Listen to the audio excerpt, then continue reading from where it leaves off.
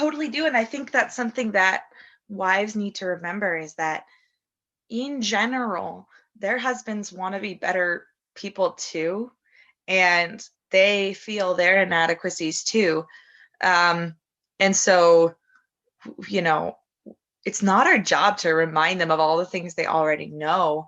We want to build them up in what they are doing right. And I mean, I do see my husband growing. I mean, I'm not going to share it all here, but there's some testimonies just in my own marriage of how I've seen my husband grow and learn to trust the Lord more. And it's been amazing. And that's not through my nagging. That was all through just quietly serving and leaving it up to the Lord and letting the Holy Spirit do his job, and not trying to take the place of the Holy Spirit in my husband's life. Welcome to the Salt Podcast, where we talk about all things simple. Yep, simple anointed living tips. I'm your host, Jenny Peña.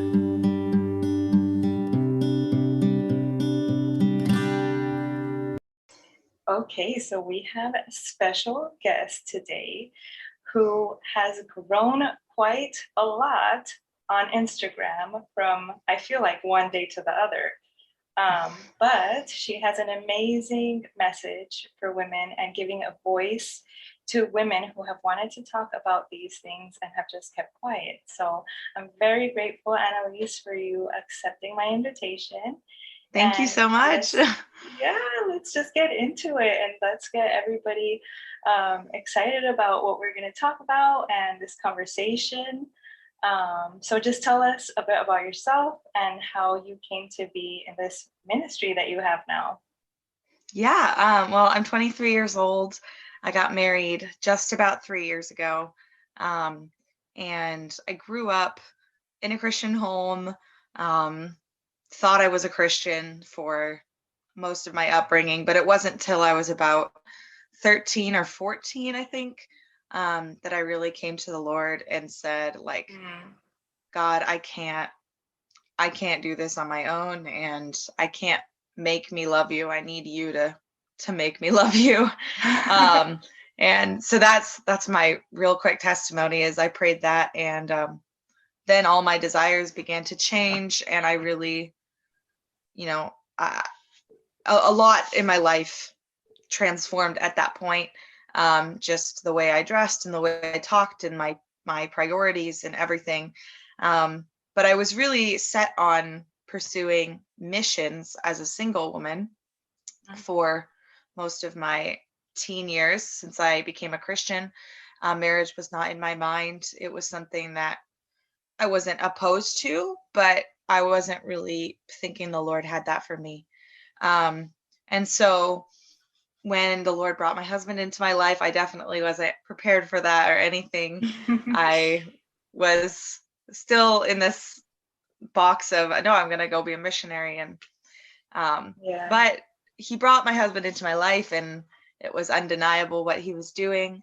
And so, we got married in 2018, and I realized that I did not have it all figured out, that I wasn't the wife that I thought I would be, and that I had a lot of control issues and submission issues and a lot of bitterness. And that was about the first 2 years of our marriage, first 1.5 to 2 years.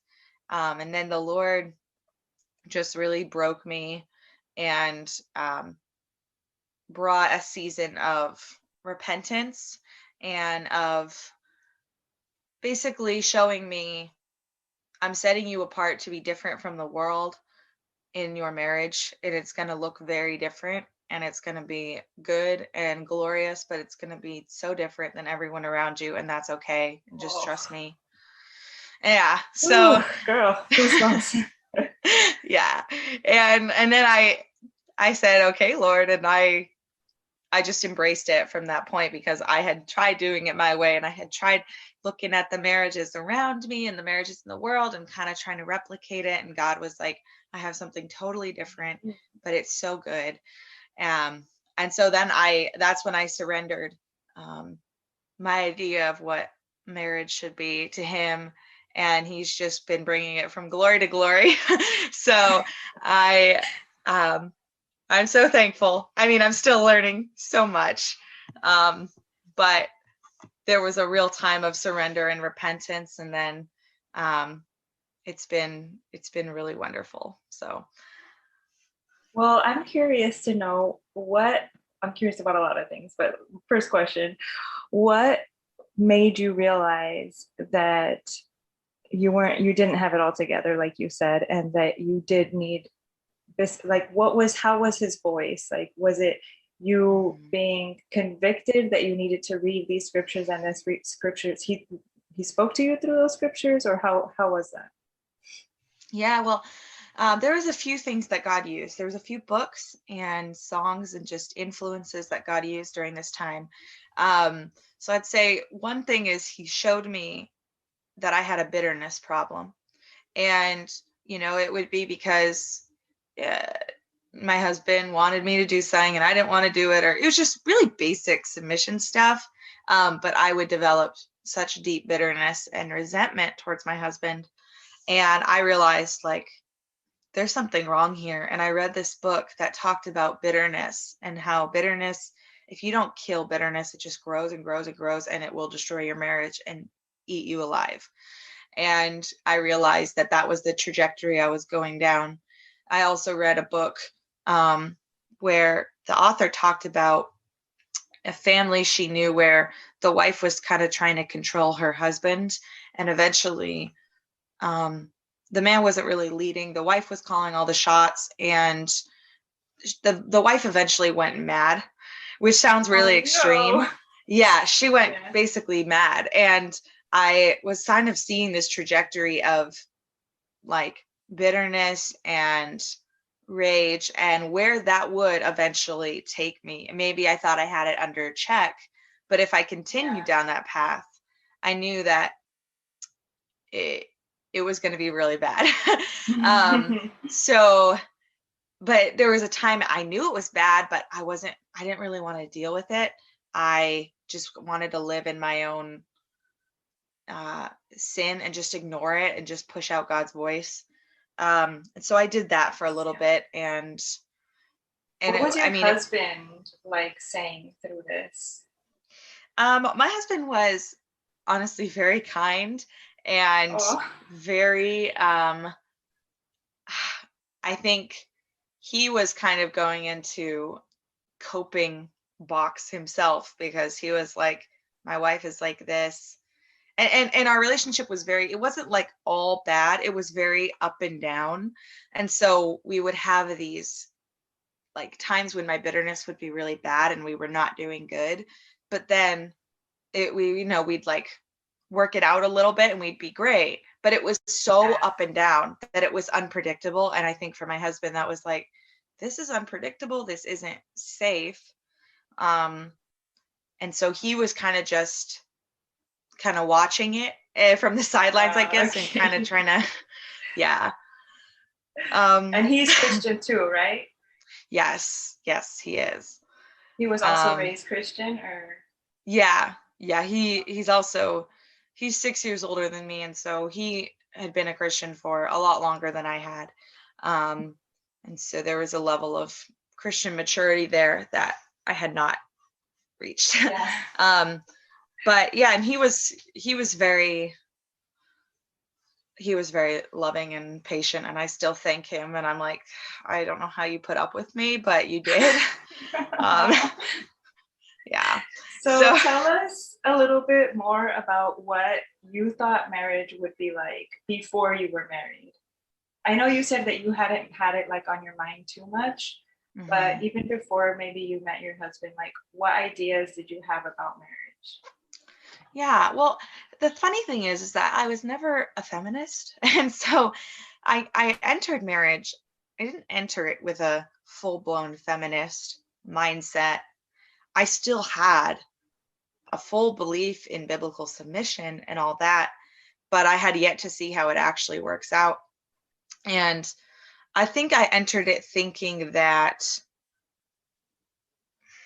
I wouldn't have said this, at the time, but it was almost like we were two people doing basically our own things. But in reality, biblical marriage is the wife is a helper to her husband. And so she gets behind his mission. And that's why it's so important to choose correctly the person you want to marry, because you need to pick someone whose mission you want to get behind. And I think I kind of knew that, but I didn't fully grasp, like, there's a difference between us pursuing our own things and, coming together when it's convenient, and me being his helper and like knowing his mission and like getting on board with it and getting behind it. And that realization, because I entered marriage kind of with more that separate mindset. And as God has been bringing us together more and more and more, it's completely different. It's like, I ask my husband, like, what is obviously we talk about things and we develop a goal as a couple, but I don't try to usurp my own goal in place of his. Right. I try to help his goal. So that, I think that was the big difference, is who is, I was thinking marriage, I'm coming into marriage to be served. This is going to serve me. This is going to serve my self-fulfillment, my self-actualization. Right. But in reality, I'm entering marriage to be of service to my husband and to God. So you mentioned like feminists, like now looking back, do you feel like you had maybe some influence from like feminist beliefs that you had to work through in order to be able to have a peaceful, submissive, respectful marriage? Yeah, I mean, I think everyone, with few exceptions, has parts of feminism that we have to unlearn because it's so ingrained in our culture, and it's even in the church. And so I think everyone has just little bits of feminism, however small. But I'd say for me, it was, I wasn't honoring my husband as my authority. And that is a very triggering word for feminist, to say my husband has authority over me, Oh yeah. That's like, whoa. That's a bad word. Or to say, like, I honor my husband, I want to honor him. That's like, honor, like, what is this? The 19, yeah. But those were two huge realizations for me, that my husband, it wasn't a matter of whether my husband deserved it or not. It was, God has placed him as authority over me, and I'm to love and honor him. And it's pretty simple, but if I go to, if you're not married and you have a boss or whatever, and that boss, you consider them to have some kind of authority over you, like, and you don't even choose that boss, but you're going to show them some kind of honor and respect. So how much more the man who's been placed as my authority for spiritual matters and as head of the household, he deserves honor because God has brought us together in that way. So wow, yeah, I totally agree. And it took me a while to, even though I had been Christian, like maybe as I mentioned before to you, that I had been atheist, and then I became Christian, and I had to unlearn a lot of things, but I didn't know how much I needed to unlearn until I got married, So once you got married, right, like you said, from glory to glory and continuously, because we don't know what else is going to be put in our path for us to learn and overcome, right? So what were some things for you that came up? Oh man, in marriage? Yeah, after you were married. So now we talked about before you were married, kind of things that you had to overcome, and then after you got married, you said there was a few years where you had bitterness and you had trouble with accepting certain things. Like what were those things, and how were you able to finally realize it? Yeah. So I'll just be really honest with you. One of the big things was my husband doesn't like makeup.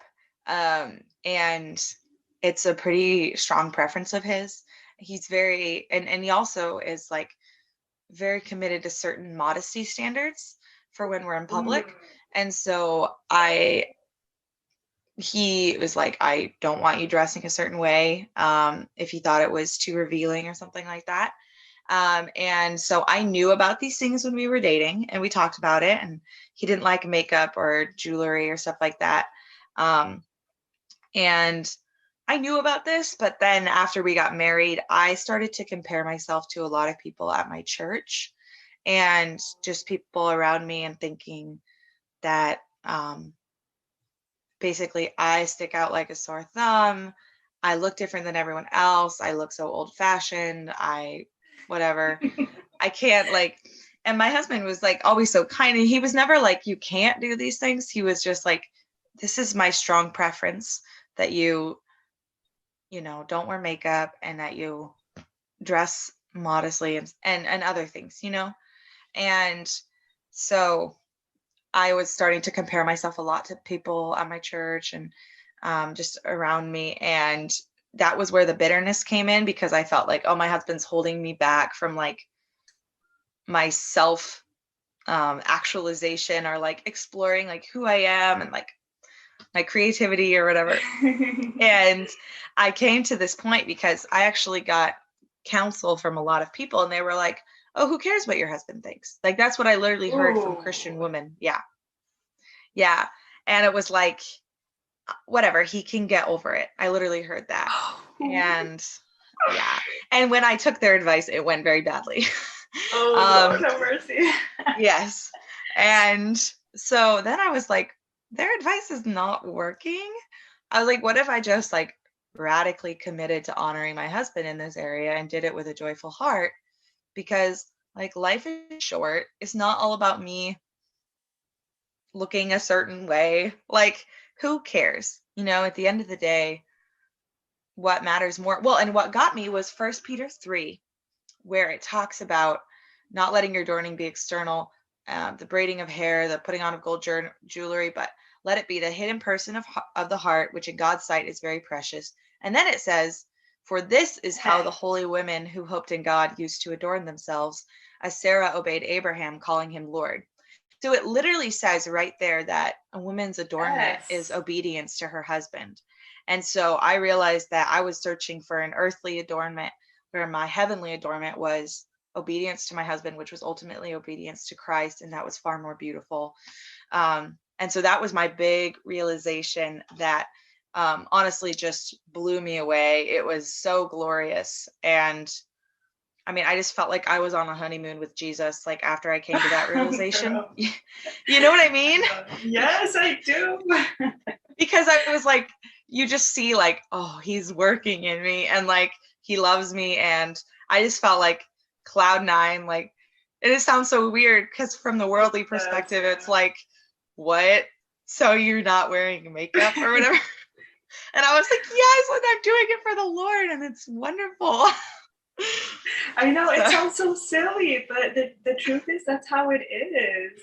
And I forgot, I wanted to preface this whole conversation by saying that we are talking about submission to Christian men who have values. We're not talking about submission, and this whole conversation is not about men who have a problem with violence, aggression, narcissism. If you are going through that kind of problem, please seek professional help. Like, you can see that Anneliese and I are talking about very lighthearted things. She's not saying that her husband was pushing his beliefs or anything upon her, that he was doing it, like you said, with just his preference, right? And I totally feel you, girl, about the whole makeup and dressing thing. Actually, before I met my husband, that conviction was presented to me first before I even met him. So I stood out to him because of that. And because of that, he was able to see something different in me, to ask me, what is happening here? Like, who are you? And then when I told him I was Christian and I was involving myself, because I was on cloud nine, like you said, I was like so on fire for the Most High, and I wanted to be in every Bible study. So obviously I invited him. And, I was still going through I was overcoming a lot of sin. Like I told you, it was coming out of atheism. And that's like no morals, no values, Right. like zero. Was not raised Christian or anything. Very free Latino home. Yeah. So I had to overcome a lot of that. So me not wearing makeup was a huge difference for everyone around me. And the way I dressed, I mean, calling me Little House on the Prairie, like I totally feel you, girl. Going from, the short shorts and body hanging out to like long skirts, long sleeves, no makeup. Yep. I love it. My eyebrows are not done, things like that people, it's like, well, you don't have to go that far. But for me, it's what the Most High has called you. And if he has convicted you, and especially your husband, of that, then what's the bad part of that? I mean, I've seen the extreme of not having any morals or values, laws or commandments to hold me to anything valuable in my life, even considering my own life unvaluable. That's how far I took it. To going from something so simple. It's so simple. I feel like I don't need to wear makeup. This is how I was made, who I am in his image. And my husband respects it and he loves it, actually. So I'm so happy that you brought that up because, even though it wasn't your own initial idea, that it came from your husband is wow. He sees you, Anneliese, like I remember that movie Avatar when they like touch their foreheads and like they say, I see you. It's like that. Like he sees you, you know what I'm talking about? I don't know if you've seen that movie. I haven't, but it's just funny. It's like I see you, like he sees you, Anneliese, like how the Most High made you and your beauty, your inner beauty, however you want to mask that, it isn't of importance to him. Like that, at least that's what I'm getting out of what you said. That's 100% accurate. And he would always tell me that too. He's like, I just want, because like when I would put on makeup or something and he would be like, I just want you. I don't want all this stuff on top. Like, like, but of course, even though that was like the sweetest, kindest thing, and people were like, that's amazing. And I was like, or some people thought that was cool, but I was like, but he's stifling me or whatever. And then I just learned to appreciate and like rest in that and just like come under that love and just fully like fall into that love and stop fighting, stop vying for control. Yeah, let's talk about that. Let's go into that bad word, the S word, I guess. Okay. Submission, huh? Because that's like what do people even think that we mean by submission? Do they just see us like groveling at our husband's feet when we say we submit? Like, what is it? Yeah. I mean, I think that's what a lot of people see it as, but the best definition that I've kind of been able to come up with, I guess, is laying down your own will for someone else in love. And it's the key word is in love, because I can see from someone's perspective who, if they're not married to someone that they have a biblical love for, and they're like, you want me to submit to that? And it's going to be unthinkable for them because there's no love there. And that's the first thing. It's kind of like Jesus says, if you love me, you'll obey my commandments. Like obedience flows from love always. And so I bring that up because the more I've grown to love my husband, the easier and easier and easier it is to submit. Submission is just saying, life is short and God is wise, and I don't need to get everything under the sun during my stay here. What's more important is is reflecting the marriage that Christ and the church has to the world.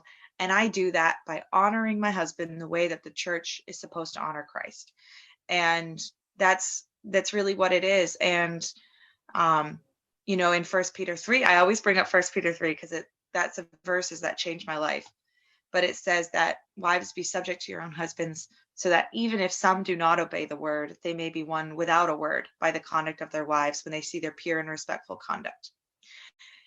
Then I look at that. Powerful. Yeah, I look at that and I just see, like, even if you're married to a man who's not a Christian, but who, you can still submit to a non-Christian man, and show honor and respect and love, obviously not submitting to anything sinful, but like, if he wants you to start making dinner a certain way, like, you can submit to that. You're called to submit to that. And the way you do that with love and with honor and with steadfastness and doing it for the Lord and not for man, that is your testimony. And that is what the Lord may very well use to bring your husband's heart to him. And I have heard stories. Yeah, I've heard stories like it happens, because what is more powerful, like if my husband's doing something I don't like, using my words to berate him and tell him what he's doing wrong, or just living in an understanding, loving manner. And like, what is more powerful? What really changes people? It's not harsh words, it's sacrificial love. Oh goodness, and who is Christ but the best example of that, right? Exactly. It all comes back to looking at Jesus. It says in Philippians 2, that Christ did not count equality with God a thing to be grasped, but humbled himself, taking on the form of a bondservant.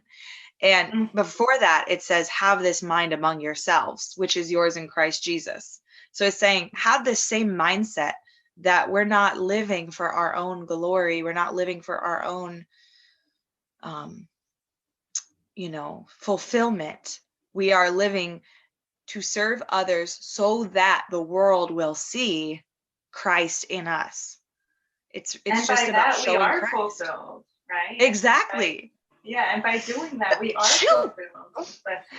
In like a whole different way. Like, it feels hard at first, in certain situations, like especially when it's something that you really want, and it's just not possible. Like if your husband is saying, no, this needs to be prioritized, and the thing that you want can't be above that can't be the priority, then it's like, oh gosh, it's like the ego or something is like fighting with it, right?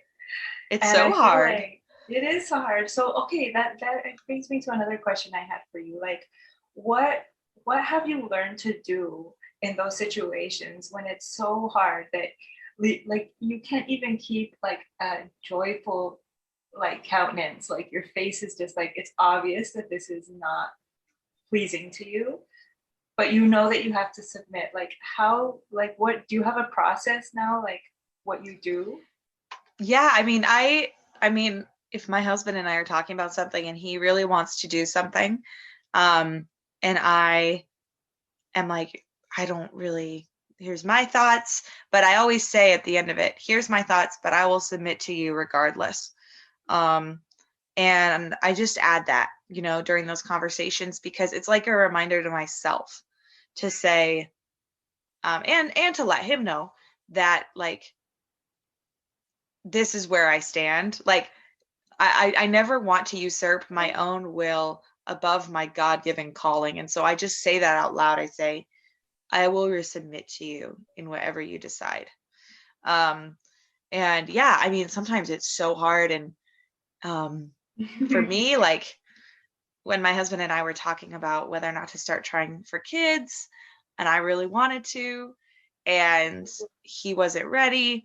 And oh man, sometimes I would just feel so just like not happy. And I would just go on a walk and just take it to the Lord, because if I were going to stay in the house, I don't want my emotions to start saying things and just going crazy. So I would just go on a walk and I would just bring it to the Lord, put on some music. Like, I know it sounds kind of like basic, but these things really help me of like, my emotions are not going to control me. I am in control of my emotions. God is going to honor my obedience. Like, and I just remind myself of these things. God blesses obedience. He doesn't bless disobedience. And yeah, just bring it to the Lord. And then I would honestly be fine, but it's hard. I get it. Yeah, it is. And sometimes, especially now with children, that before we had children, it was like, it was so difficult just, because my husband is also older than me. He's 13 years older than me. So he does have wisdom and experience on me too. So Okay. I feel you. Like he was way more stable, like with his, job and everything, his home and just his ways, they have their ways. Yes. And having to just surrender to certain things that I was like, why is it difficult for you to please me on this simple thing? It's instead of like the opposite is like, wait a second, why am I being the big fat baby about it? And instead of just being like, this is such a silly thing. Like you said, like life is short. I'm not going to sit here and fight with the person that I love, that I've sworn to love over something so silly.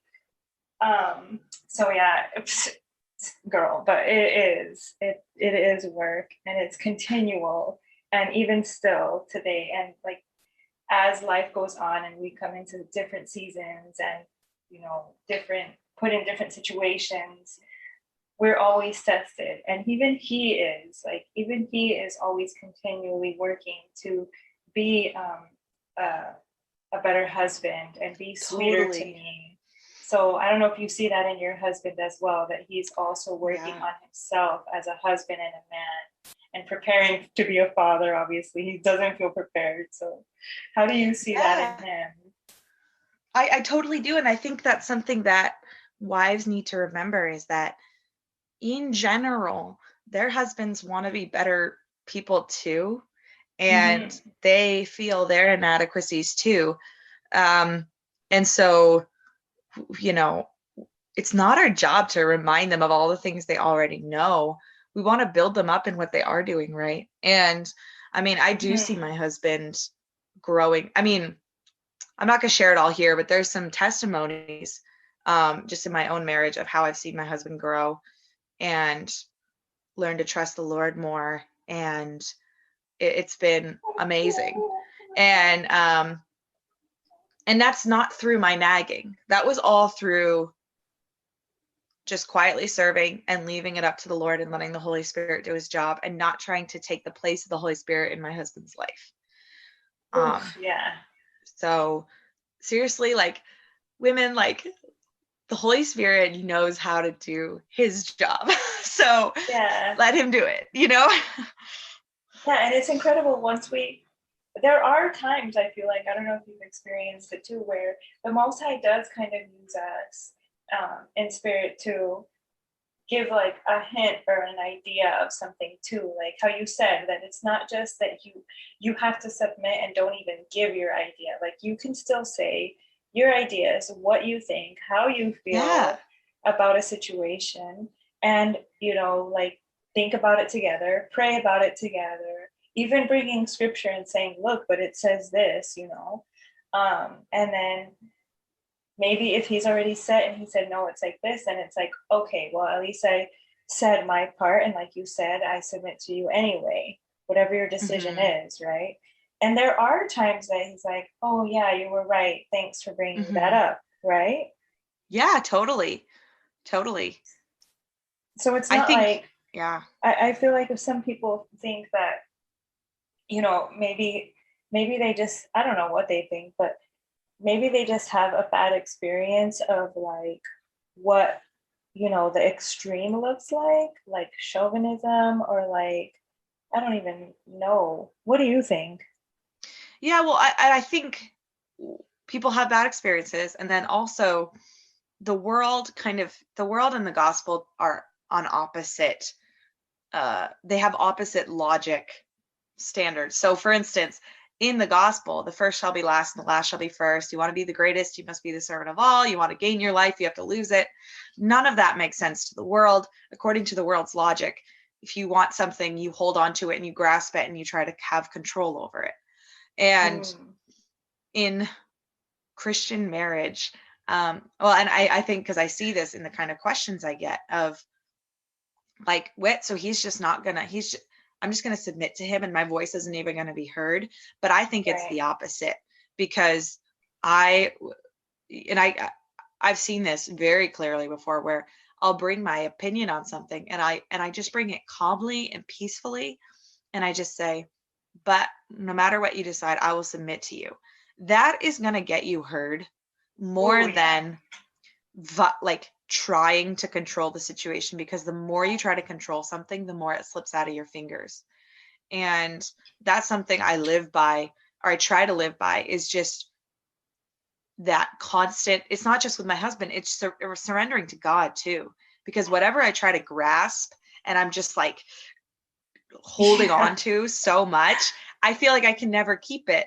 But when I just let something go, it's like, God, it's in your hands. And I have found my husband hears me a lot more when I'm not trying to assert what must be done, but when I just present and let him hear it on his own merit. Sorry.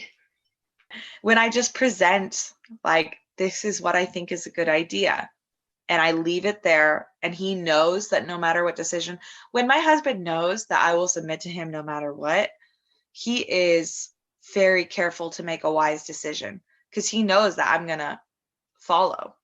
And so he's like, I take this seriously, you know? Wow, yeah, that's powerful. That's amazing, you know, and to be able to submit not only to our husbands, but the Most High's will. Sometimes we get an even better outcome than what we thought or imagined, you know, or planned. Oh, if we do this, then this, then this, like chess pieces. But it's like, no, the Most High throws the whole chessboard out and it's like, no, you get this. And it's sometimes it's so incredible because, well, I have so many testimonies, but even just how we got to Thailand, to be in Thailand, was like everything, just submitting. And then the whole outcome, even though I had anxiety and because I was fighting for like some bit of control, it hurt me emotionally worse than if I would have just submitted and surrendered and from the beginning and just accepted what was, you know, an unknown, unsure future. But the outcome has been more incredible than what our original plan even was to even be here.